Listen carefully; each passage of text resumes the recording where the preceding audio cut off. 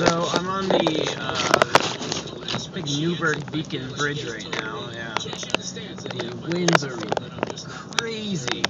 You really can't see them too well. I was hoping you'd be able to see them through the lights on the bridge, but we're just being blown sideways. I can feel it in the truck a lot, and funny enough, the best plowing I've seen so far is on this bridge.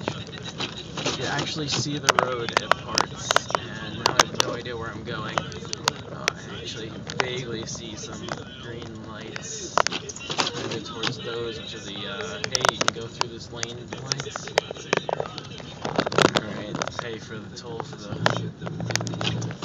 ABS kicking in. People actually stuck